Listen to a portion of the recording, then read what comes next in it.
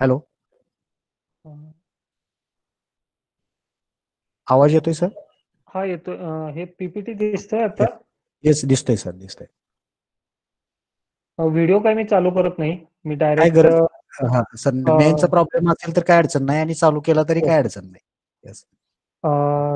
प्राथमिक मी रामेती कोल्हापूर यांचे पहिले आभार मानतो की आज ट्रेनिंगसाठी माझी निवड केली. हवामान आधारित द्राक्ष सल्ल्याच्या संदर्भात जे ट्रेनिंग घेत आहेत त्या संदर्भात. मागच्या आठवड्यात मला बाळासाहेब पाटील भेटलेले, काल त्यांचं लेक्चर झालं. त्यांनी मला थोडीशी इंटिमेशन दिलं होतं की बाबा आज तुम्हाला या आठवड्यात कधी तर रामयतीचं हे येईल आणि आपल्याला द्राक्षावरची माहिती तिथं द्यायची आहे. तर एकंदरीत जर आपण बघितलं तर पाऊस काळ मी एक 120 वर्षाचा मी अंदाज एक टेंटेटिव्ह तुम्हाला सगळ्यांना शेअर करतो, जेणेकरून आता तुम्ही असिस्टंट म्हणून काम करतायत सगळ्यांचं आता जी इन्फॉर्मेशन मी बघितली मेसेजमध्ये, कृषी सहाय्यक सगळेजण आहेत आणि बरेच जणांची शेती पण असावी असा माझा एक अंदाज मी बांधून पुढचे अंदाज काय आहेत ते सांगेल.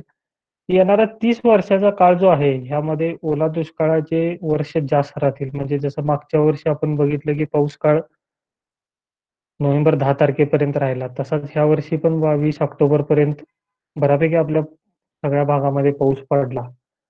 त्यानंतर आज जर आपण परिस्थिती बघितली तर येणारे 3-4 दिवस सुद्धा आपल्या भागामध्ये पावसाची शक्यता चांगली दाखवत आहे. तर एकंदरीत जर आपण मागच्या 100-120 वर्षाचा जर अभ्यास केला, प्रत्येक 30 वर्षाचा जो स्लॉट येतो, त्यामध्ये पाऊस काळ कमी होता आपल्याकडे आणि दुष्काळाची वर्ष जास्त होती.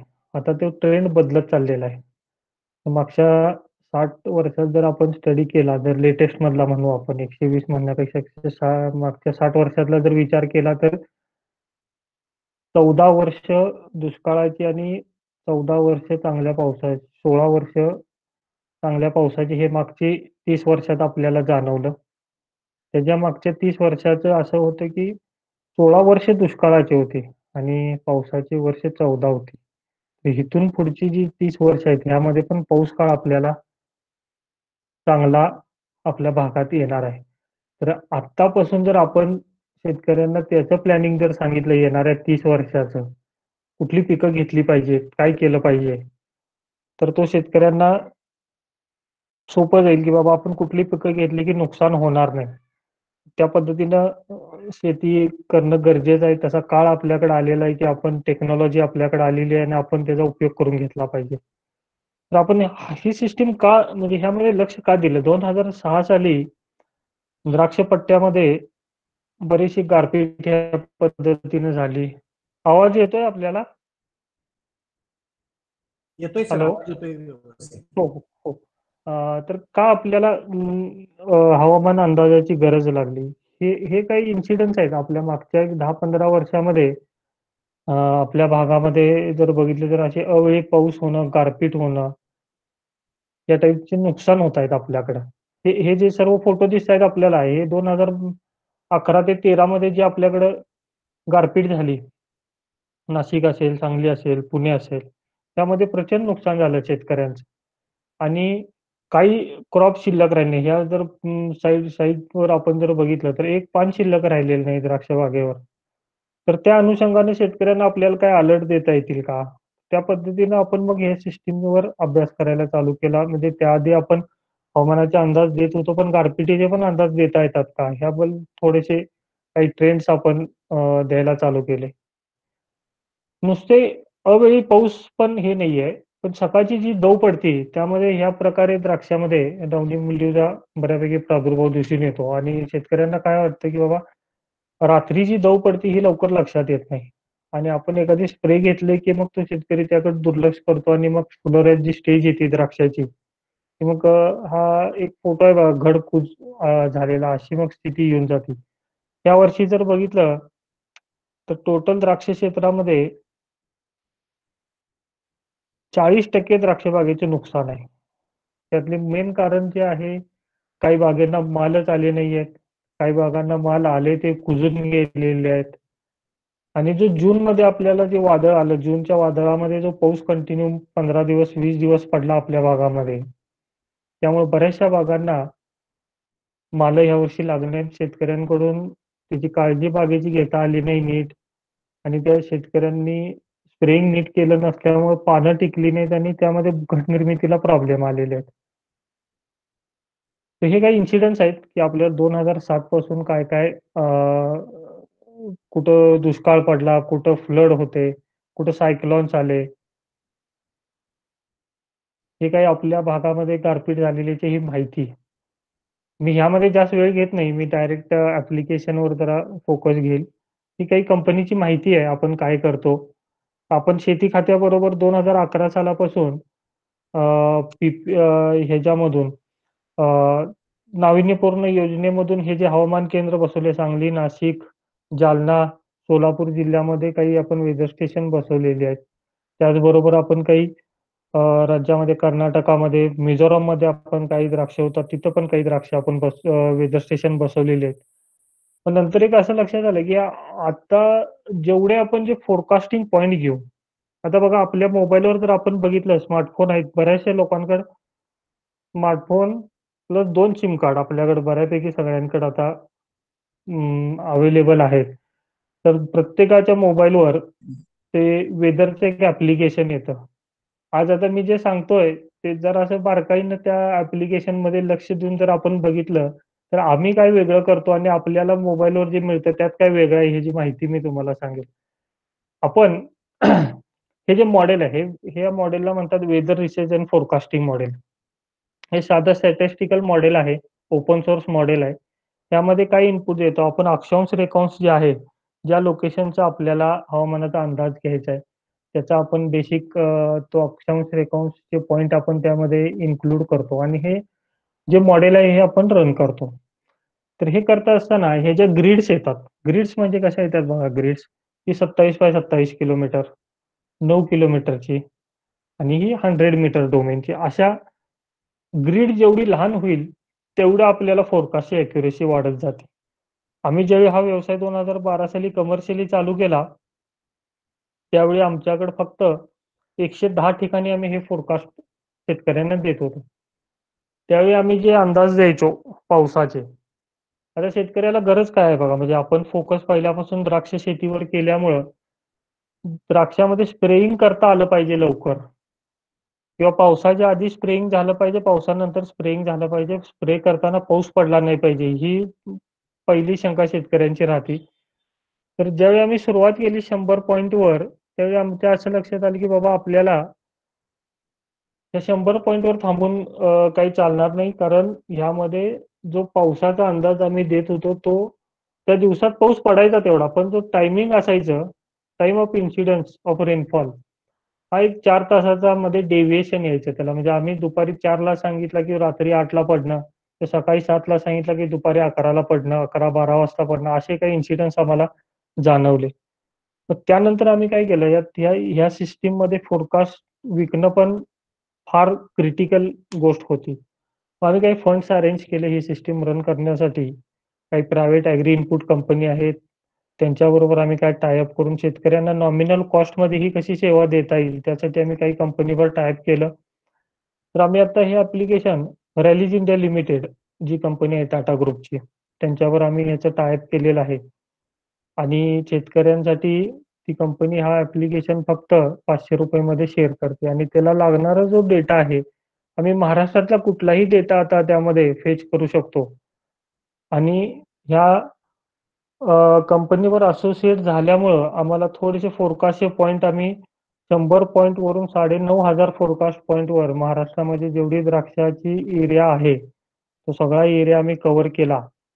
आणि आज आम्ही फोरकास्ट जो रेनफॉलचा ऑकरन्स आहे, त्या ह्याच्यामध्ये आम्ही अर्धा ते 1 तासाच्या डेव्हिएशनमध्ये आलेलो आहे. म्हणजे आम्ही सकाळी 8:00ला पाऊस सांगितला, तर तो 7:30ला किंवा 8:30 ह्याच्यापेक्षा बाहेर काही पाऊस आमचा अंदाज काही चुकत नाही. एवढ्यापर्यंत अंदाज शेतकऱ्यांना आम्ही या पद्धतीनं त्या मॉडेल थ्रू देतो. बेसिक काय केलेलं आहे, जसे फोरकास्ट पॉइंट वाढवले, तसे आपल्याला त्याची ॲक्युरसी लेव्हल वाढत गेली. आता विषय मी आता जो सांगितला मोबाईलवरच्या ॲप्लिकेशनचा. ग्रिड जो असतो, फ्री जो डेटा मिळतो आपल्याला, त्यामध्ये 50 किलोमीटरची ग्रीड वापरली जाते. जे आपल्या मोबाईल ॲप्लिकेशनमध्ये जे आपल्याला वेदरचा डेटा दिसतो. त्यामध्ये जर बघितलं तर सगळी जी गावं दिसतात, ती जर रोड टचची गावं आहेत तेवढीच दिसतात. जर इंटिरियर मधलं कुठलं गाव असेल तर ते काही त्या ॲप्लिकेशनवर सहसा दिसत नाही. आणि जर तुम्ही बारकाईनं बघितलं, तर एक उदाहरण म्हणून सांगतो. मी जर सांगलीतून तासगावला निघालो, तर सांगली तासगावमध्ये सगळ्या गावाची नावं येतात. कवठेकंद येतं, कौलापूर येतं, बुधगाव येतं. डेटा फक्त सेमच राहतो, गावाची नावं बदलत जातात फक्त. असा हा फ्रीमध्ये देणाऱ्या डेटाची आपल्याला डेटा टाइप आपल्याला त्या टाइपचा दिसतो त्यामध्ये. हा जरा सगळ्यांनी जर आज घरी जाताना ऑफिसमधून थोडं चेक केलं तर आपल्या लक्षात येईल. हा काय फरक असतो त्यामध्ये. हा झाला एक फोरकास्टचा भाग. नंतर आम्ही काही ऑटोमॅटिक वेदर स्टेशन्स इन्स्टॉल केलेले आहेत. तर त्याची थोडीशी माहिती देतो. हा हा आपण कशासाठी वापरतो ऑटोमॅटिक वेदर स्टेशन ह्या सिस्टममध्ये. तर ग्राउंड ऑब्झर्वेशन जे आहे फील्डवरचं, त्यामध्ये क्रिटिकल कंडिशन राहती ही फक्त आपल्याला सकाळी जी दव पडते ती आणि जो रेनफॉल झालेला आहे मागच्या 24 तासामध्ये, तो काउंट करणं हा आणि त्या अनुषंगानं आपल्याला त्याचं आपलं जे वेदर रिसर्च फोरकास्टिंग मॉडेल जे मी म्हणलो, त्या मॉडेलमध्ये आपल्याला तो डेटा इंटिग्रेट करतो आणि त्याचा ॲक्युरेसी डेटाची आपल्याला वाढत जाते. आपण जर बघितलं तर हे मॉडेल ज्यावेळी रन केले जातात फ्री सोर्सचे, ते काय करतात, की निअरेस्ट एअरपोर्ट जे आहे, उदाहरणार्थ आता जर आपण कोल्हापूरचं एअरपोर्ट असेल किंवा पुण्याचा, आपल्या भागात ज्यावेळी कुठलंही ॲप्लिकेशन आपण ओपन केलं तर त्याला रेफरन्स डेटा हा पुणे एअरपोर्टचा घेतला जातो. पण तसंच जर नाशिकला बघितलं तर नाशिकच्या एअरपोर्टचा डेटा घेतला जातो. त्यामुळे आम्हाला काय झालं, पहिले 2 वर्ष नाशिकमधली बऱ्यापैकी ॲक्युरेसी आम्हाला चांगली मिळाली फोरकास्टची. त्यानंतर आम्ही हे आमचे काही वेदर स्टेशन्स इंटिग्रेट करून त्याचा डेटा आमच्या फोरकास्टिंग मॉडेलमध्ये इंटिग्रेट केला. त्यामुळे त्याची आम्हाला ॲक्युरेसी वाढत गेली. त्यामध्ये सेन्सर आम्ही सगळे यूएस बेस्ड कंपनी आहे डेव्हिस वेदर म्हणून, त्यांच्याकडून आम्ही परचेस करतो. आणि इथं फक्त त्याचा जो कम्युनिकेशन पार्ट आहे, म्हणजे जो सेन्सरमधून डेटा जनरेट होणार आहे, तो आपल्याकडे पाठवण्यासाठी एक डेटा लॉगर लागतो. तो डेटा लॉगर तेवढा आम्ही इथं मॅन्युफॅक्चर केलेला आहे पुण्यामध्ये. आणि त्याची जी इंटरव्हल आहे, 1 मिनिटापासून 60 मिनिटापर्यंत आपण कुठल्याही इंटरव्हलला तो डेटा आपल्या सर्व्हरवर इंटिग्रेट करू शकतो आणि त्याची माहिती आपण डिसीज असेल, पेस्ट असेल, वॉटर मॅनेजमेंट असेल, ह्याला तो रिलेशनला आपण यूज करू शकतो. तर आता आपण डायरेक्ट ॲप्लिकेशनवर येऊ. आपण मोबाईल ॲप्लिकेशन आणि वेबसाईटवर हे ॲप्लिकेशन देतो शेतकऱ्यांना. पुढे काम लगेच दुसरं वाट बघते ही झाली.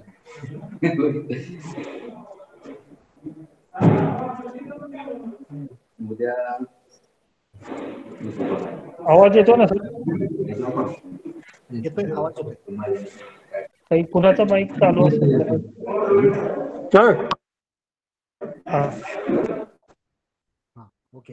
हा, तर हे ॲप्लिकेशन SK क्रॉपटेक V3 नावानं गुगल प्ले स्टोअरवर अवेलेबल आहे. हे ॲप्लिकेशन डाउनलोड केल्यानंतर शेतकऱ्यांनी माहिती त्याच्यामध्ये फिलअप करायची आहे.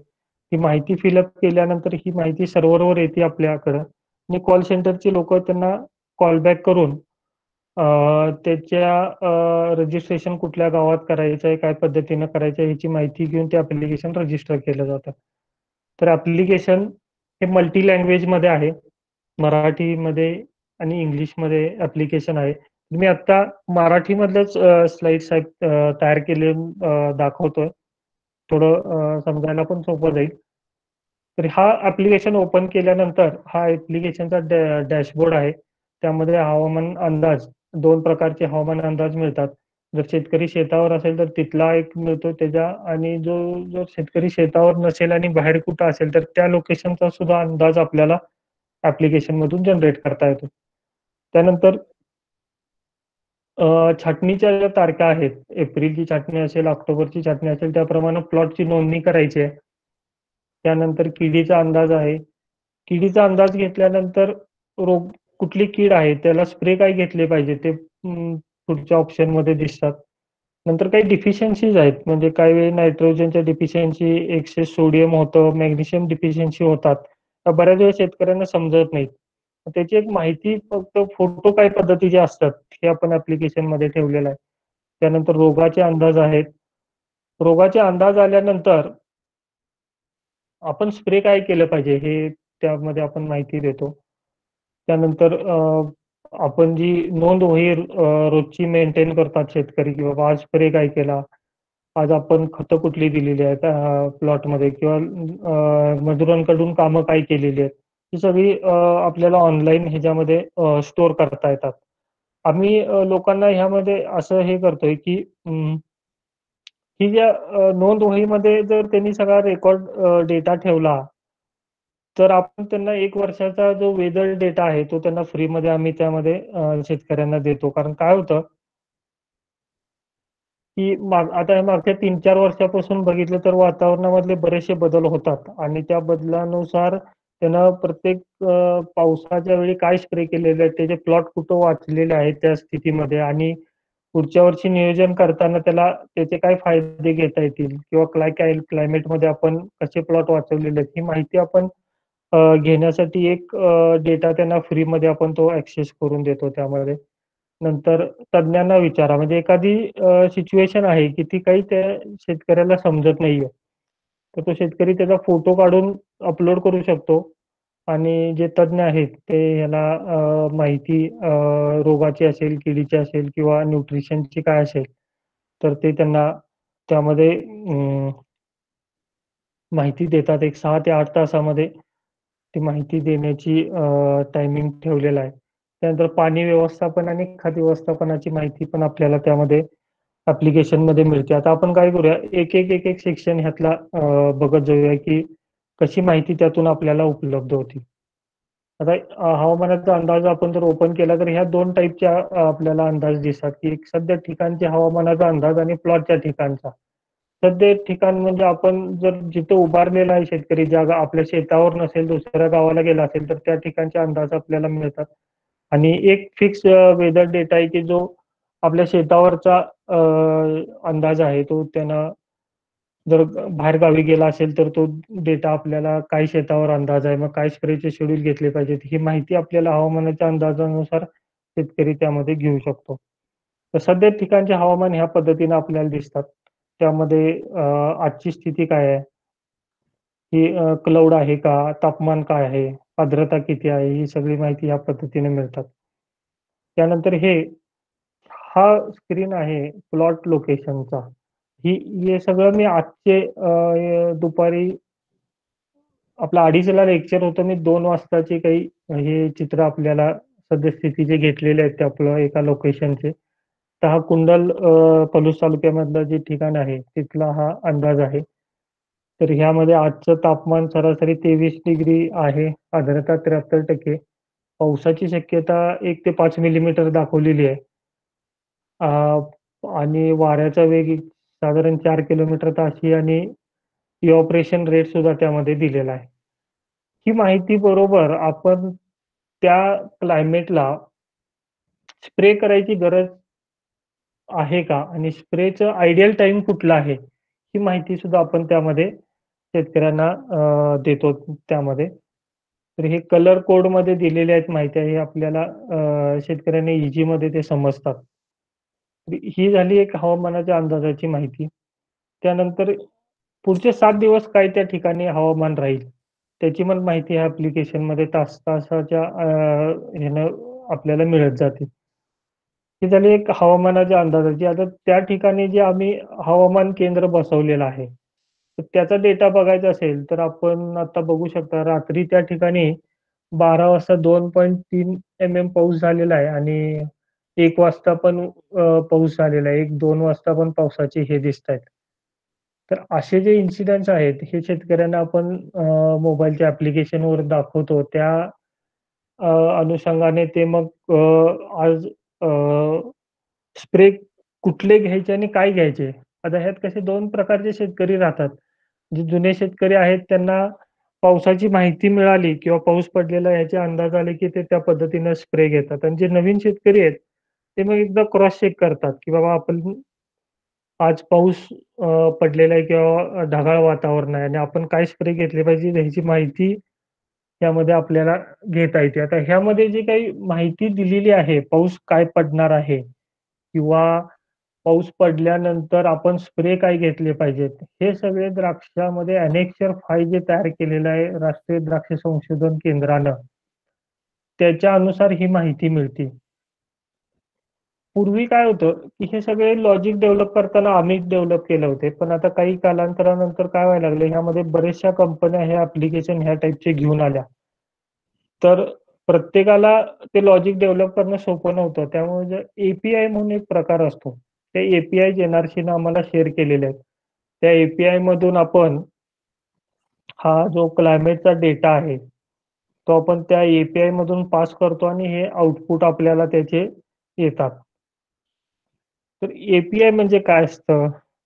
ए-पी-आयमध्ये काय केलेलं असतं, की त्यांनी हे केलेलं असतं.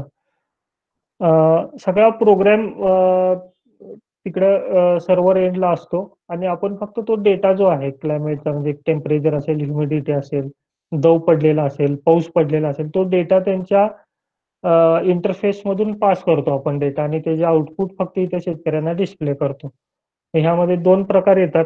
एक तो अंदाज काय आहे किडीचा किंवा रोगाचा आणि जर अंदाज आला असेल, तर आपण जे प्लॉट छाटणी घेतलेले आहेत तारखेप्रमाणे, तर त्या तारखेला आपल्याला स्प्रे काय घेतला पाहिजे, ही माहिती यामध्ये शेतकऱ्यांना मिळते. आता सगळ्यात पहिल्या शेतकऱ्याला काय करायचंय, की ह्यामध्ये प्लॉट रजिस्टर करायचे आहेत.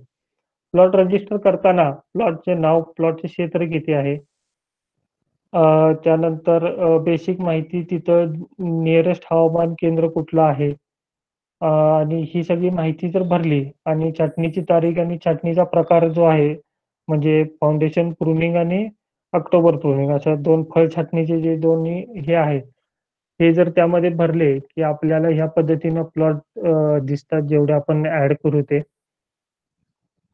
त्यानंतर रोगाचा अंदाज घ्यायचा असेल, तर ते ठिकाण शेतकऱ्यांनी रजिस्टर केलेलं ते इथे येतं.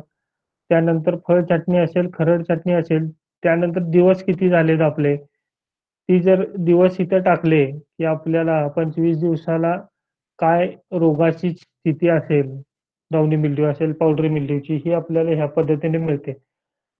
बऱ्याच वेळा काय होतं शेतकऱ्यांना ही माहिती मिळाली, की स्प्रे काय घ्यायचे ते त्या ग्रोथ स्टेज जी आहे त्या शेतकऱ्याच्या प्लॉटची, त्याप्रमाणे तो शेतकरी अंदाज घेतो आणि स्प्रेचं शेड्यूल करतो. आता जे नवीन शेतकरी आहेत ज्यांना अ, यामध्ये थोडंसं कन्फ्युजन होतं, की आपण स्प्रे काय घेतले पाहिजेत. मग त्या लोकांसाठी आपण इथं स्प्रे काय घेतले पाहिजेत त्या पर्टिक्युलर स्टेजला. त्यामध्ये जर तो शेतकरी गेला ह्यामध्ये प्लॉट रजिस्टर केलेत आणि कुठल्या प्लॉटला आपल्याला काय सल्ला घ्यायचा आहे स्प्रेचा, तर त्या प्रत्येक प्लॉटला जर कसं राहतं द्राक्षामध्ये, पहिल्या 10 दिवसामध्ये काही स्प्रेची गरज नसते जोपर्यंत फुटून येत नाही तोपर्यंत. फुटून आल्यानंतर 16 दिवसापर्यंत त्याची रिस्क कमी राहते. एकदा फूट काढली, तिथून फ्लॉवरिंग पर्यंतचे जे दिवस राहतात, म्हणजे तिथून पुढचे एक 20 दिवस फार क्रिटिकल राहतात. तर ह्या पुढच्या 20 दिवसामध्ये स्प्रे काय घेतले पाहिजेत आणि त्या स्प्रेचा इंटरव्हल काय घेतला पाहिजे. तो इंटरव्हल जो आहे, तो जर क्लिअर क्लायमेट असेल तर 3 दिवसाचा इंटरव्हल. जर तो क्लायमेटमध्ये थोडेसे दिवसात रात्री दव पडत असेल, तर तो इंटरव्हल 2 दिवसावर येतो आणि पाऊस पडत असेल, तर तो डेली स्प्रे घेतला जातो. असे हे अंदाज जे घ्यायचे आहेत, की स्प्रे मी काय करू शकतो, कुठल्या स्टेजला घेऊ शकतो. तर ह्यामध्ये प्रत्येक प्लॉटचा जर तारीख छाटणीच्या वेगवेगळ्या असतील आणि स्प्रेचा अंदाज घेतला, तर आपल्याला वेगवेगळ्या प्लॉटचे वेगवेगळे अंदाज आपल्याला बघायला मिळतात. तर इथं आपण बारकाईने जर बघितलं, तर कुठेही कुठल्याही कंपनीच्या प्रॉडक्टच्या नावाची माहिती दिलेली नाहीये. सगळी टेक्निकल नावं दिलेली आहेत आणि बऱ्यापैकी शेतकऱ्यांना अ, शास्त्रज्ञांनी असं ट्रेन केलेलं आहे, की टेक्निकल नावं घेऊनच त्यांना ज्यावेळी त्यांचे काही क्रॉप सेमिनार होतात, त्यावेळी ते त्या पद्धतीने सांगतात. त्यामुळं शेतकऱ्यांना लक्षात येतात, की कुठला मॉलिक्यूल आपण किती स्प्रे घ्यायचे आहेत, काय आहेत. रेसिड्यू मॅनेजमेंटच्या दृष्टीनं आपण जास्तीत जास्त एका मॉलिक्यूलचे किती स्प्रे घेतले पाहिजेत ह्याची पण माहिती आपल्याला ॲप्लिकेशनमध्ये दिलेली आहे. आणि पी-एच-आय पण दिलेला आहे, पोस्ट हार्वेस्ट इंटरव्हल. म्हणजे तो हार्वेस्टिंगच्या आधी किती दिवस तो स्प्रे घेऊ शकतो एक-एक मॉलिक्यूलची, ही जी माहिती पण आपल्याला त्यामध्ये दिलेली आहे. जसं डाउनी मिल्ड्यूची दिलेली आहे, तशीच इथं आपण जर बघितलं तर खाली पावडरी मिल्ड्यूला पण त्या पद्धतीनं माहिती दिलेली आहे. तर आपण आता पुढं किडीच्या ह्याच्यावर जाऊ. किडीला पण ह्या टाईपचीच माहिती ॲप्लिकेशनमधून मिळते. स्टेज, वाढीची स्टेज, त्यातल्यानंतर 5 पानं असतील, 6 पानं असतील, फ्लॉवरिंगमध्ये असेल, मनी सेटिंगचे असेल किंवा माल तयार झालेले आहेत. ह्या कुठल्याही स्टेजचा आपण फोटोला जर क्लिक केला शेतकऱ्यांनी, की आपल्याला ह्या पद्धतीनं कलर कोडमध्ये त्याची माहिती मिळते. आणि जर स्प्रे करायचं असेल, तर त्या प्रत्येक कलरला आपण जर सिलेक्ट केलं तर तिथं जसे आता आपण इथं बघितलं, त्या टाईपचे स्प्रेचं शेड्यूल पण ह्या किडीच्या ह्याच्यामध्ये येऊन जातं. पुढील स्प्रेच्या ह्याच्यामध्ये. त्यानंतर पाणी व्यवस्थापन. समजतंय ना सगळ्यांना का काही अडचणी आहेत? नाही काही अडचण काय? नाही. आता आपण सेशन नंतर ओपन करूया. हो. झाल्यानंतर. चालेल. तर समजतंय व्यवस्थित. हां. तर पाणी व्यवस्थापनामध्ये प्रत्येक जसे आपण प्लॉट रजिस्टर केलेले आहेत, त्या प्रत्येक प्लॉटचं वेगवेगळ्या स्टेजेस प्रमाणे पाण्याची ग्रोथ स्टेज प्रमाणे रिक्वायरमेंट त्यामध्ये राहते. तर त्यासाठी प्रत्येक जो रजिस्टर प्लॉट केला आहे, तो जर निवडला आपण, की ॲप्लिकेशनमधून थोडेसे प्रश्न विचारले जातात, की स्टेज कुठली आहे? मल्चिंग केलेलं आहे का? मातीचा प्रकार कुठला आहे? तर बेसिक माहिती विचारल्यानंतर आपल्याला पर एकरमध्ये झाडाची संख्या किती आहे? ड्रिपरचा डिस्चार्ज किती आहे? एका एकरामध्ये ड्रिपर किती आहेत? आणि पॅन इव्हॅपोरेशन आणि पावसाची आणि आदल्या दिवशी आपण जर त्या प्लॉटला पाण्याचं ॲप्लिकेशन केलं असेल, तर ही माहिती जर आपण बेसिक भरली, की आपल्याला पाणी द्यायची गरज आहे का त्या स्टेजला? ही ह्याच पद्धतीने आपल्याला माहिती बघायला मिळते. तर ह्या माहितीसाठी आपण काही आता मागच्या 1-1.5 महिन्यापूर्वी काही सेन्सर्स इंट्रोड्यूस केलेले आहेत. Soil moisture sensor. Soil moisture सेन्सरनं आपण काय करतोय आता, आपण काही शेतकऱ्यांच्या फील्डवर आणि आपल्या सगळ्यांना परिचित असलेले सह्याद्री फार्मर प्रोड्युसर कंपनी, या 2 ठिकाणी आपण आता ते सेन्सर्स इन्स्टॉल केलेले आहेत. आणि एक 4-4 सेन्सर आपण इन्स्टॉल केलोय आता. जमिनीच्या आत 3.5 फूट आणि तिथून वर 9-9 इंचापर्यंत आपण जमिनीच्या टॉप लेव्हलपर्यंत आपण ते इन्स्टॉल केलेले आहेत. जेणेकरून आपण जे पाणी द्राक्ष बागेला देतोय, तर त्या 3-4 फुटापर्यंत जर पाणी जायला किती वेळ लागतो आणि आपण दिलेलं पाणी किती तास त्यामध्ये दिल्यानंतर त्या मुळापर्यंत 3.5-4 फुटापर्यंत जातं आणि तिथं ओलावा किती टक्के आहे आणि पाणी द्यायची गरज आहे का तेवढ्या इथं? हे मॉनिटरिंग करून आपण ते इरिगेशनची सिस्टीम ह्यामध्ये आता इंट्रोड्यूस करतोय. आणि प्रत्येक ठिकाणी, प्रत्येक प्लॉटची माती, सॉइल टाइप वेगळी आहे आणि त्या पद्धतीनं आपण ते सेन्सर्स आता इन्स्टॉल करून त्याचं ट्रेनिंग घेतो त्या सेन्सरचं. ट्रेनिंग अशा संदर्भात, की लाईट सॉइल असेल तर 9 इंचापर्यंत पाणी जायला 1 तास लागतो आणि तेच 3.5 फुटापर्यंत जायला आणि 2 तास लागतात. तेच जर आपण हेवी सॉइलमध्ये केलं तर तो पाणी जायला 9 इंचापर्यंत 2 तास कदाचित लागतील आणि 4 फुटापर्यंत जायला कदाचित 4.5-5 तास लागतील. हे ज्यावेळी ट्रेनिंग होईल त्याचं आणि जे मॉइश्चर लेव्हल आहे 40% असेल, 50% असेल, ती पाण्याची उपलब्धता 40% 50% असेल, तर ती योग्य आहे त्या पिकाच्या स्थितीला. तर ही माहिती घेऊन शेतकऱ्यांना आपण जिथं पाण्याची उपलब्धता कमी आहे, अशा ठिकाणी हे सेन्सर बसवून शेतकऱ्यांना पाण्याची बचत त्या पद्धतीनं करता येईल, अशासाठी आपण ह्या सिस्टम इंट्रोड्यूस करून बसवतोय आणि त्याबद्दल त्यामध्ये असं पण एक ॲडव्हान्स फीचर आपण आणलेलं आहे, की शेतकऱ्यांना आता जर ड्रिप ऑटोमायझेशन करायचं म्हणलं तर एखादा जो कंट्रोलर घ्यायचा म्हणला तर तो कमीत कमी 4 लाखापासून 9-10 लाखापर्यंत तो कॉस्ट जाते त्याची. तर हे कॉस्ट आपलं एकदम नॉमिनल कॉस्टमध्ये येतं. हा सेन्सर्सच येतो आमचा 12-13 हजार रुपयाला आणि त्याला जो गेटवे आपण म्हणतो म्हणजे कंट्रोल बॉक्स तो येतो 35,000 रुपयाला. त्या गेटवेमध्ये आपण बऱ्यापैकी 50 सेन्सर्स आपण एका वेळी त्याला कनेक्ट करू शकतो 1 किलोमीटरच्या परिघामध्ये. म्हणजे एका ग्रुपनं जर शेतकऱ्यांनी एक 5 एकर 10 एकरचे शेतकरी आहेत, 2-3 शेतकरी असतील तर त्यांनी जर जॉइंटली घेतले तरी तो गेटवेचा खर्च जो 30-35 हजार रुपयाचा आहे, तो सुद्धा निम्म्या-निम्म्या कॉस्टमध्ये शेअर होतो आणि त्या पद्धतीनं ते रिक्वायरमेंट प्रमाणे पाणी पण शेतावर देऊ शकतात ते. तर ह्याचा एक प्रायोगिक आम्ही ट्रायल बेस्ड प्रोजेक्ट नारायणगावमध्ये केलेला आहे. तिथं आपण एक 50 एकर ह्याच्यावर क्षेत्रावर जर आपण राहुरी विद्यापीठाचं एक ॲप्लिकेशन बघितलं असेल, फुले जल. त्या माध्यमातून आपण काही भाजीपाला आणि सिरियल क्रॉपसाठी आपण तिथे इन्स्टॉल केलेलं आहे. 16 व्हॉल्व बसवलेले आहेत. तिथं मागच्या 1 महिन्यापासून शेतकरी पाणी देण्यासाठी म्हणून कधी शेतावर येत नाहीत. बाकीच्या ॲप्लिकेशनसाठीच शेतावर येतात. ते पाण्याचा ताप त्या शेतकऱ्यांचा आम्ही पूर्ण त्यातून काढून टाकलेला आहे. आणि जी काही विद्यापीठाचं रिकमेंडेशन आहे, त्या पद्धतीनेच पाणी त्यांना तिथं त्या प्रत्येक पिकाला मिळतं ते. हा एक पाण्याचा भाग झाला. त्यामध्ये पाणी सेव्हिंग पण बऱ्याच पद्धतीने होऊ शकतं. म्हणजे आमच्या सांगली जिल्ह्यात जर बघितलं पळशी हा भाग खानापूर तालुक्यातला तिथं पाण्याची अवेलेबिलिटी फार कमी आहे आता.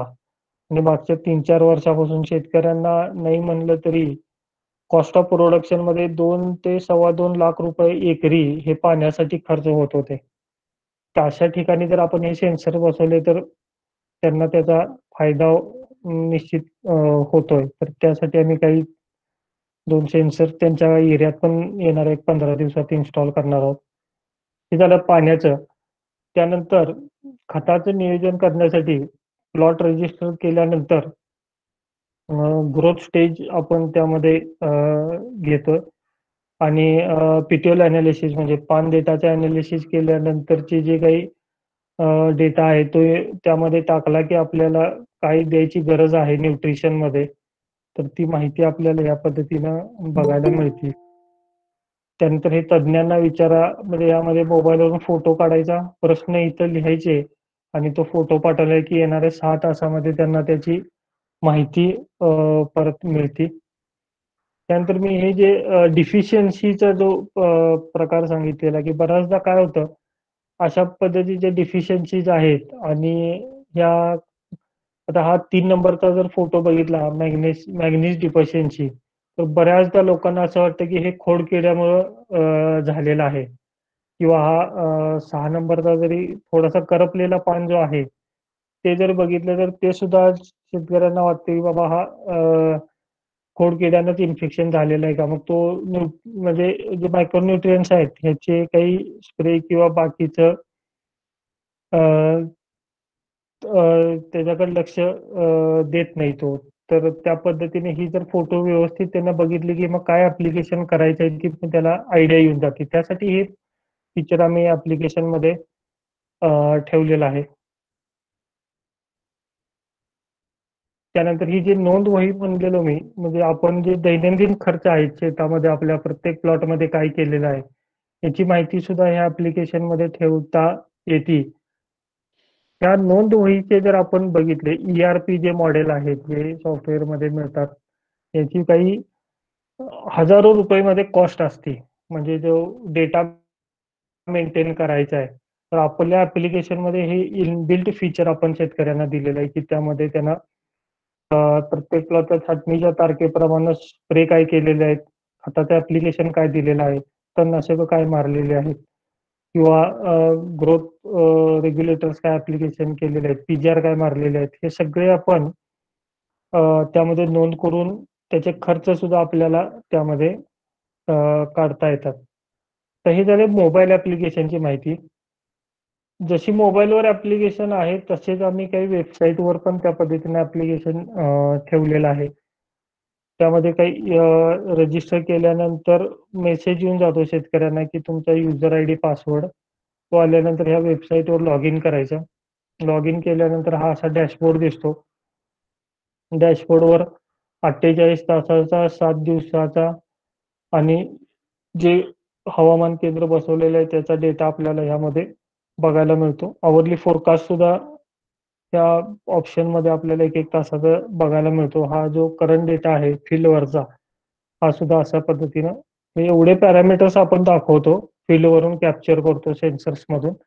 पण जे काही ठराविक शेतकऱ्यांना गरजेचे आहे की पाऊस काय पडलेला आहे, तापमान काय, आर्द्रता काय आहे, ही माहिती फक्त आपण मोबाईल ऍप्लिकेशनवर 3-4 पार्टच तेवढे त्यांच्या रिक्वायरमेंट प्रमाणेच आपण ऍप्लिकेशनवर डिस्प्ले करतो. त्यानंतर इथं जसे मोबाईलवर आपण प्लॉट रजिस्टर केला तसाच वेब पोर्टलवर करायची सुविधा दिलेली आहे आपण. त्यानंतर हे प्लॉट रजिस्टर केल्यानंतर ह्या पद्धतीने दिसतात. ही रोगाची स्थिती या पद्धतीने दिसते. त्यानंतर प्लॉट वाईज जर आपल्याला स्प्रे काय घ्यायचे त्याची माहिती घ्यायची असेल तर ती सुद्धा ह्या पद्धतीने आपल्याला दिसते. रिस्क म्हणजे कलरमध्ये रेड कलर असेल तर हाय रिस्क आहे, नारंगी कलर असेल तर त्याची रिस्क मीडियम आहे, निळा कलर लो रिस्कला आणि हिरवा कलर आहे तो रिस्क नसलेला, नो रिस्कचा. अशा पद्धतीने आपण ती रिस्क लेवल त्यामध्ये डिस्प्ले करून स्प्रे काय करायची आहे याची माहिती आपण त्यामध्ये शेतकऱ्यांना उपलब्ध करून देतो वेबसाईटच्या माध्यमातून पण. तशीच इन्सेक्टची माहिती पण ह्या पद्धतीनं स्टेज वाईज मिळते. आणि हे स्प्रे काय करायचे आहेत ही पण माहिती आपल्याला त्या पद्धतीनं काही प्रश्न विचारतं आणि प्रश्नाची उत्तर आपण दिले की आपल्याला डायरेक्ट त्याचा जो ऍडवायझरी आहे ती मिळून जाते. हा पार्ट जो आपण प्लॉट मध्ये जी नोंद वही आहे त्याची माहिती मी इथं दाखवलेली आहे. त्यामध्ये असे इन्सेक्टिसाइडची माहिती कुठल्या तारखेला काय आपण केलेलं फंजिसाइड कुठला मारलेला आहे, छाटणीची तारीख काय आहे, आपण स्प्रे कुठल्या तारखेला घेतो, किती मिली किती ग्रॅमनं केलेला आहे, पर एकरचे कॉस्ट ह्या पद्धतीने आपल्याला त्यामध्ये नोंद करता येतात.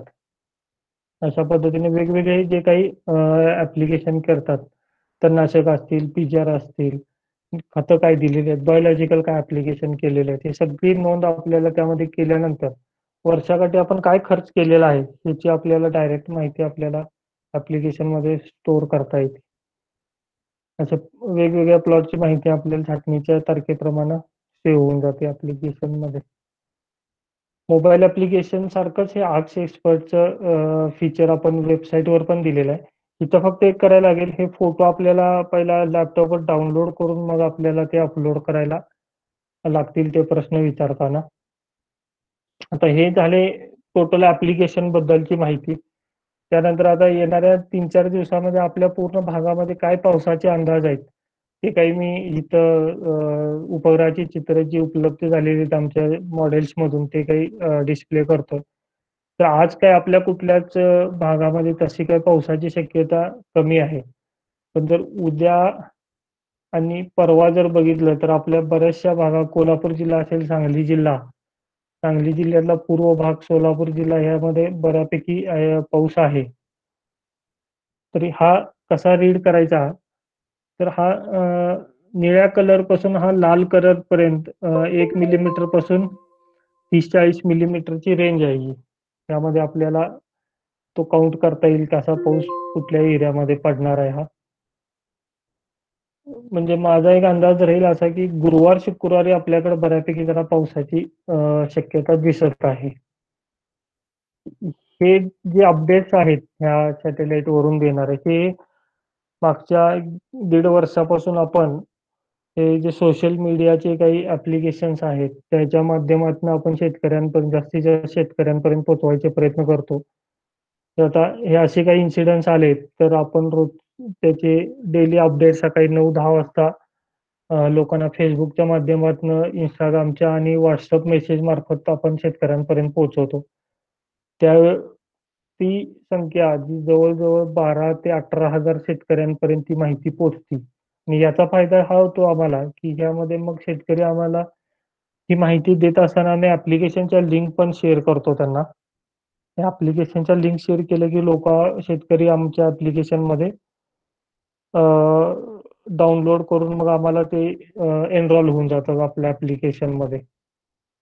तर ॲप्लिकेशनची पूर्ण माहिती मी ह्या पद्धतीने दिलेली आहे. अजून काही तुमच्या शंका असतील तर आपण विचारू शकता.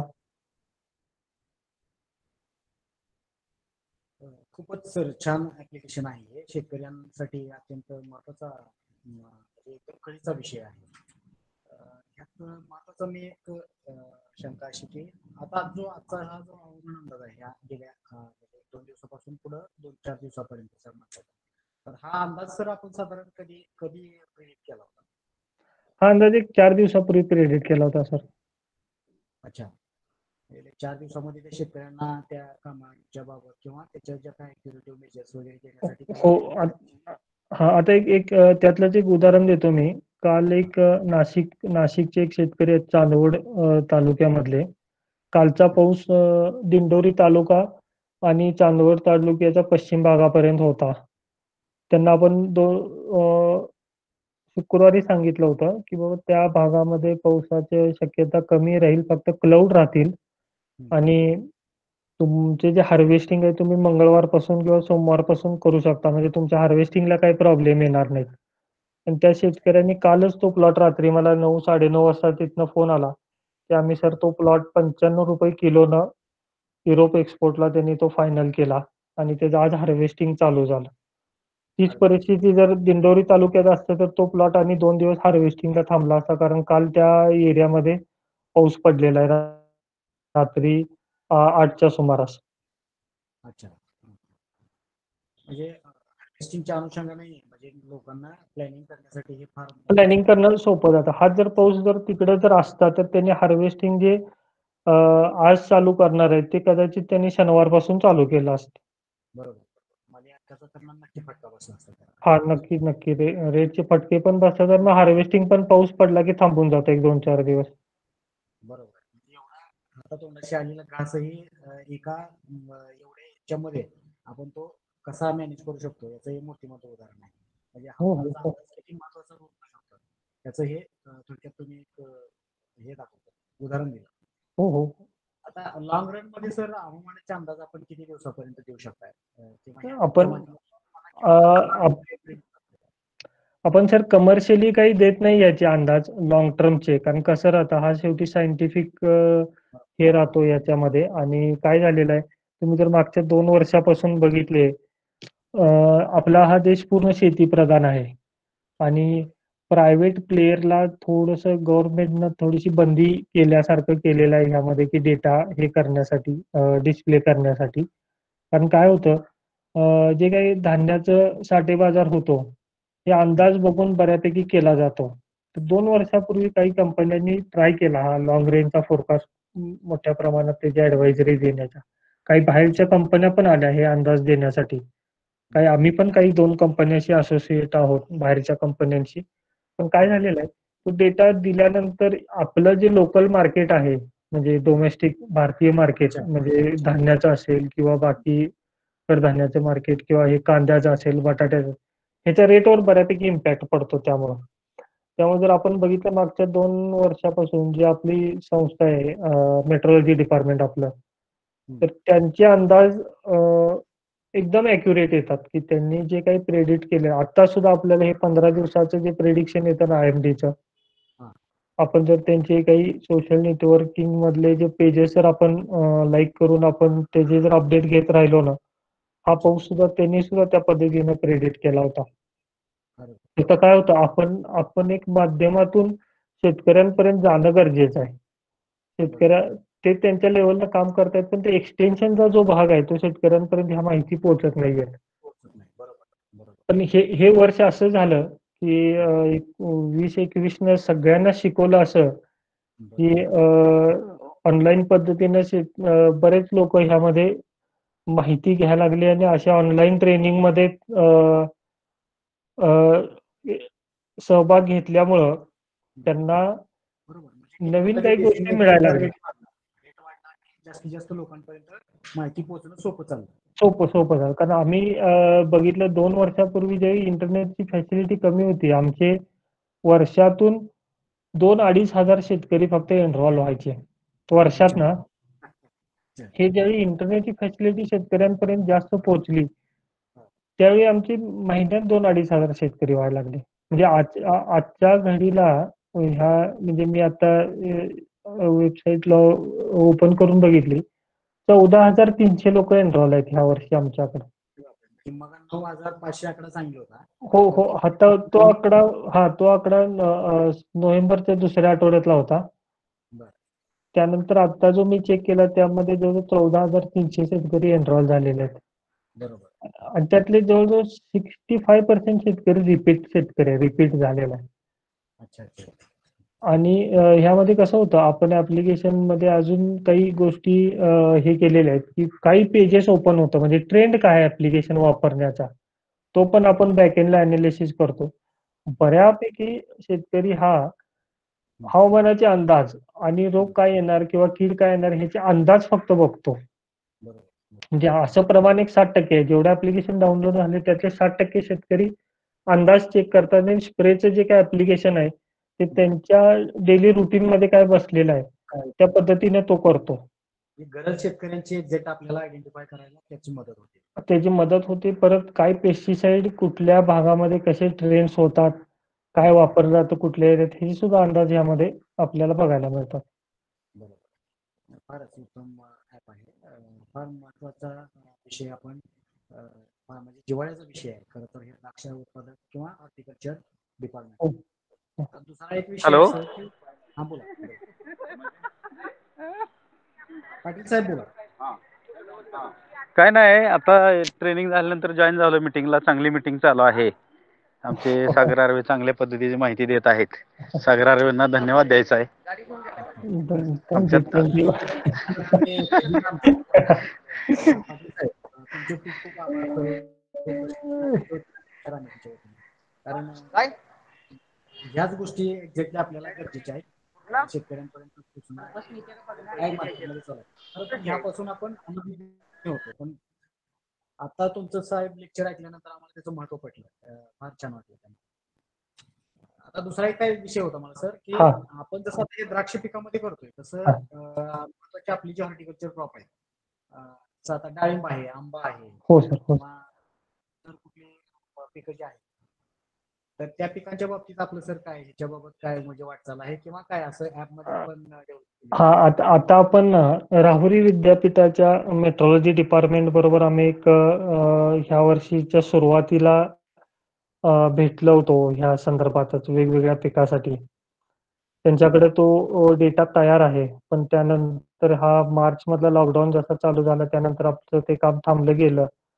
आता हा द्राक्षाचा सीझन चालू असल्यामुळे आम्ही पण थोडंसं त्यामध्ये फोकस केलं नव्हतं, पण आम्ही निश्चित येणाऱ्या 1-2-3 महिन्यामध्ये विद्यापीठावर टायअप करून ह्याची माहिती आहे, डाळिंब असेल किंवा आंबा असेल आणि बऱ्यापैकी बघा आपण क्रॉपशॅप मध्ये सोयाबीनचं एक हे घेतलेलं आहे की आपण जी माहिती फील्ड वरून गोळा करतो आणि ती काही संस्थेला पाठवतो आणि तिथून ऍडवायझरी घेऊन शेतकऱ्यांना देतो. त्या टाईपच्या आपण विद्यापीठाबरोबर या काही हॉर्टिकल्चर क्रॉप बरोबर टायप करतोय. कारण ह्याच्यासाठी काय राहतं सर की जो ऍडवायझरीचा डेटा आहे, स्टॅटिस्टिकल डेटा म्हणजे काय तापमान, आर्द्रता आणि पाऊस असेल त्यावेळी काय रोगाची आणि किडीची स्थिती राहते, याचा डेटा फार महत्वाचा आहे. म्हणजे हे जे ऍप्लिकेशन डेव्हलप करताना बेस्ट डेटा महत्वाचा राहतो. आता ह्या मॉडेल्समध्ये आम्हाला ऍप्लिकेशन मध्ये काही चेंजेस करायला लागत नाहीये. ते ऍप्लिकेशन सगळ्या क्रॉपला एकसारखं राहतं. त्याच्या बॅकएंडची जी एपीआय राहील म्हणजे तो जो काही स्टॅटिस्टिकल डेटा आहे ज्यामध्ये डिसीज स्प्रे, आता आंब्याचा थंडी वाढल्यानंतर, मोहर आल्यानंतर थंडी पडली की त्यावर भुरी येणं किंवा हे काही दिसतंय, हे बऱ्याचदा शेतकऱ्यांच्या लक्षात येत नाही. आता हे क्लाउडी क्लायमेट आता येतंय तर तो मोहर झडतो आता, तर ह्या माहिती शेतकऱ्यांना देणं, मग त्यासाठी प्रिव्हेंटिव्ह मेजर्स काय घेणं, हा सगळा डेटा थोडासा ऑथेंटिकेट असणं गरजेचं आहे. तर काही कामानिमित्त मी पुण्याच्या आपल्या त्या डिपार्टमेंटला भेटल्यानंतर विद्यापीठाच्या मेट्रोलॉजी डिपार्टमेंटला, तर त्यांच्याकडे तो डेटा अवेलेबल आहे. मी काही थोड्या 1-2 महिन्यामध्ये त्यांच्याशी टाय अप करून बाकीच्या पिकामध्ये सुद्धा हे घेऊन येतो. येस येस येस नक्कीच. कारण फार महत्वाचा विषय सर तो इतर पिकांच्या दृष्टीने पर्टिक्युलर आपल्याकडे आता सध्या आंबा आणि डाळिंब हे फार बरोबर. महत्वाचा सर आता होणं याचा आहे. म्हणजे हो, हो, हो. आता आपला जो हस्तबहार जो आहे त्याच्याबाबतच्या ज्या ऍडव्हान्स आणि आंबा बहार धरतो त्या ह्या दोन्हीसाठी आवाज थोडा कट होतोय आपला. हॅलो हां, हां. हॅलो हां. आवाज येतोय सर हां, आता? हां. आता येतो. हा तर ह्या अनुषंगाने आणखी कोणाच्या शंका आहेत काय बरं?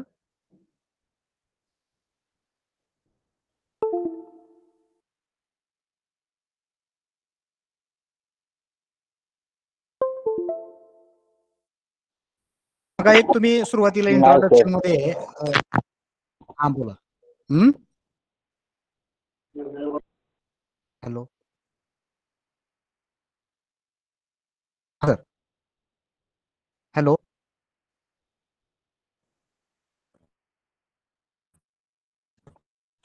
हॅलो सर आवाज येतोय? हा येतोय सर.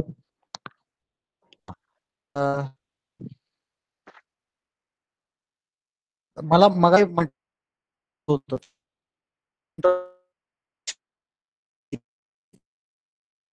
किंवा असं वेट वेट एरिया वेट वर्ष जास्त राहतील. हा वर्ष वर्ष तर मग हे ह्याच्या मागचं लॉजिक किंवा हे कसं प्रेडिक्शन कसं आहे?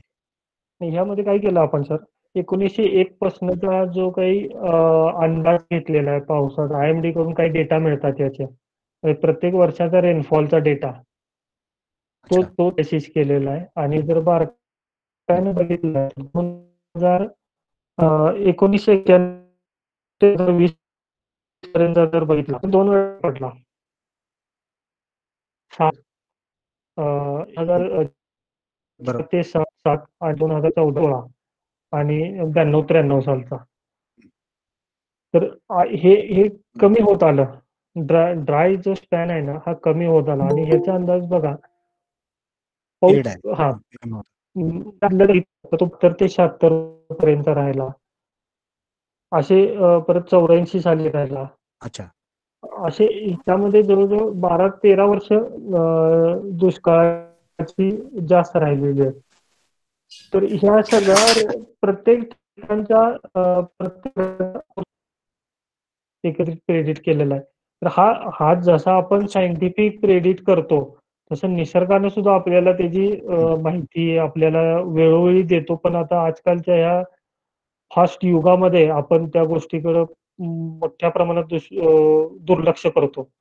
साधा दुर्लक्ष आपण जर करतो. हो आपण जर गावातनं जर बघितलं तर ओढ्याकडेला एखादं बाभळीचं झाड असेल किंवा विहिरीमध्ये एखादं झाड असेल तर पक्ष्यांनी ज्यावेळी घरटं बांधायला चालू करतो ऑक्टोबरमध्ये सप्टेंबर-ऑक्टोबरमध्ये तर ह्याचे अंदाज पण आपल्याला मिळत जातात. तर त्याची जी तोंडं आहेत घरटी ओपन होण्याची ही सुद्धा पूर्व-पश्चिम राहतात. म्हणजे जी वाऱ्याची दिशा आहे, वाऱ्याचे वेग कसे राहणार आहेत, त्या दृष्टीने सुद्धा त्या पक्ष्यांनी दिशा सुद्धा आपल्याला समजू शकतात त्यामध्ये. तर मग आपण जसा हा सायंटिफिक डेटा बघतो, तसा नैसर्गिक ह्याच्यातनं सुद्धा डेटा म्हणजे तो जो अंदाज आहे, हे मी प्रत्येक ट्रेनिंगमध्ये आमच्या शेतकऱ्यांना ते सांगतो, की बाबा मी अंदाज देतो हा सायंटिफिक म्हणजे हे काही मॉडेल रन होतात, जो वातावरणात बदल होतात ते दिसतात.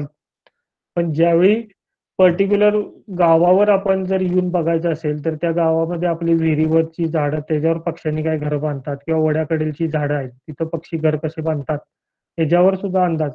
मागच्या वर्षीचा पाऊस जे काही नोव्हेंबर 5-6 तारखेपर्यंत चालला, म्हणजे मी सुद्धा त्यात नाही म्हणलं तर 1-2 तासासाठी फसलो गेलो. मी माझ्या अच्छा. विहिरीवर दरवेळी मी चेक करायला जायचो. फक्त ते पाऊस असल्यामुळे मला तिथे एक 8 दिवस जाता आलं नाही. आणि मी द्राक्षामध्ये ते पानगळीसाठी इथ्रेलचा स्प्रे घेतला आणि मी त्या विहिरीवर गेलो. आणि तिथं ते जे चिन्ह दिसलं, ते काय अनएक्सपेक्टेड होतं. कारण पक्षी अच्छा. नुकताच एक घरटं बांधलेलं होतं आणि एक घरटं बांधत होता. म्हणजे अच्छा. जर अच्छा. बांधलेलं असेल तर 15 दिवसात पाऊस आहे. आणि बांधत असेल तर 15 हं. दिवसानंतर पाऊस आहे. आणि त्यावेळी ते तसं अच्छा, अच्छा, झालं. अच्छा.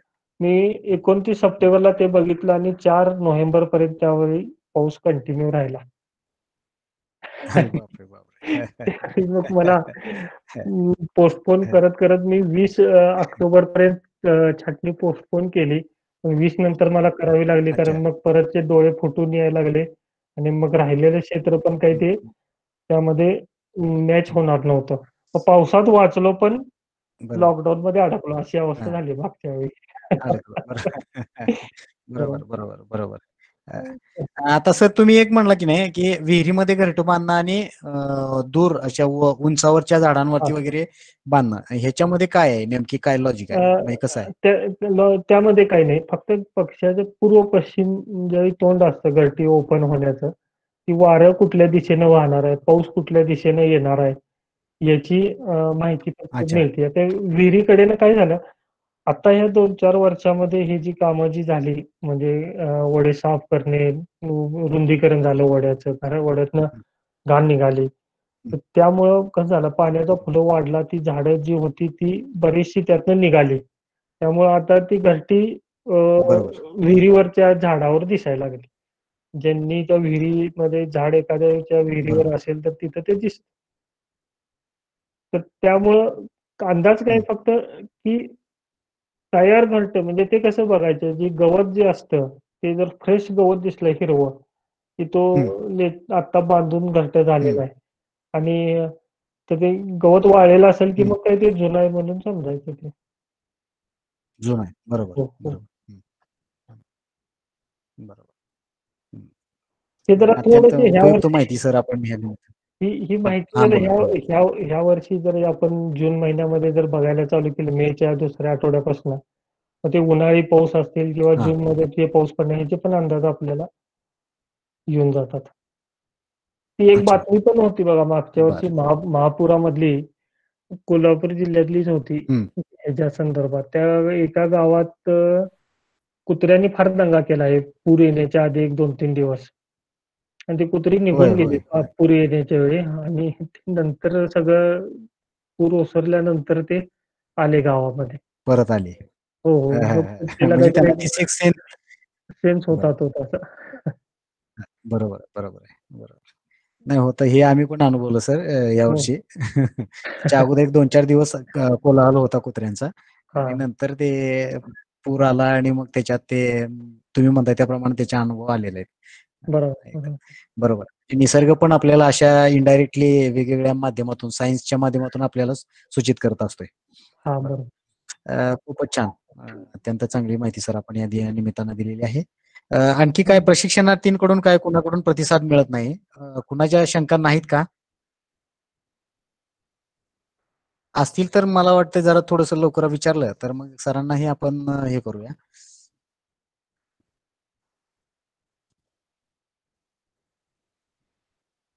नाहीत दिसत सर शंका कोणाच्या. हं. चालेल. काय हं. असतील तर पर्सनल मी नंबर शेअर करतो त्यांना. त्यांनी हो. तुम्हाला इथं सगळ्या ऑनलाईन चमूमध्ये त्यांना विचारायला कदाचित लाजत असतील. तर चालेल. पर्सनली फोन करून तुम्हाला काय शंका समाधान ते करून घेतील. ठीक आहे चालेल. सर. चालेल. आपण अत्यंत चांगला विषय आहे आणि शेतकऱ्यांच्या फार महत्वाचा कारण आता जे तुम्ही उदाहरण दिलं नाशिक जिल्ह्यातलं हां. तर ते त्याच्यावरून त्याचं महत्त्व आपल्याला पटतंय. ते किती त्याचं महत्त्व आहे. कारण तुम्ही द्राक्ष बाग किती यशस्वी करताय याच्यापेक्षा ते शेवटच्या टप्प्यात हार्वेस्टिंग होईपर्यंत त्याचं किती महत्त्व आहे बरोबर. याचं मूर्तिमंत उदाहरणच तुम्ही आम्हाला दिलं. त्यातून हे हवामानाचं द्राक्ष उत्पादनामध्ये किंवा फळपीक उत्पादनामध्ये किंवा कुठल्याही पिकाच्या उत्पादनामध्ये किती महत्त्व आहे, हे इथं अधोरेखित आपण सर केलेलं आहे. तर त्या फारच महत्त्वाचा विषय आपण आमच्या सर्व प्रशिक्षणार्थ्यांना दिलेला आहे. याची लिंक पण आम्ही नंतर WhatsApp आपल्या YouTube चॅनलला आम्ही हे करतो, शेअर करतो. तर हो. त्या माध्यमातूनही बऱ्याच लोकांना पण ते सबस्क्राईब करून त्याचा प्रसार होईल आणि आपलं ॲप पण सर मॅक्सिमम लोकं त्या निमित्तानं डाउनलोड करून हो. अप्लाय म्हणजे हे करू शकतील. तर बरं. त्याचा फायदा निश्चित होणार आहे. तर खूप-खूप धन्यवाद सर. यापुढेही काय आम्हाला काही शंका आल्या, तर आम्ही सर नक्की आपल्याला हो, कॉल हो, हो. करू आणि हो. तशा अनुषंगाने आम्हाला थोडीशी जर माहिती काय ॲपच्या बाबतीत असेल किंवा इव्हन काय एक्स्ट्राऑर्डिनरी काय अशा परिस्थिती असतील तर त्याच्या अगोदर काय आम्ही कॉल केला तर आम्हाला सर जरूर आपण चालेल. प्रतिसाद द्यावा हो, हो. एवढी एक अपेक्षा करतो. हो सर, हो हा सर. हा आणि पुन्हा एकदा राजनीतीच्या वतीनं आपले सर खूप खूप आभार. धन्यवाद सर. या इथून पुढचं काय आम्हाला मार्गदर्शन लागलं ऑनलाईन आमच्या प्रशिक्षणार्थींसाठी तर आम्ही निश्चित आपल्याला कॉन्टॅक्ट करू, संपर्क करू. त्यावेळेला आपण प्रतिसाद द्याल अशी एक अपेक्षा. धन्यवाद सर. Thank you sir. धन्यवाद सर.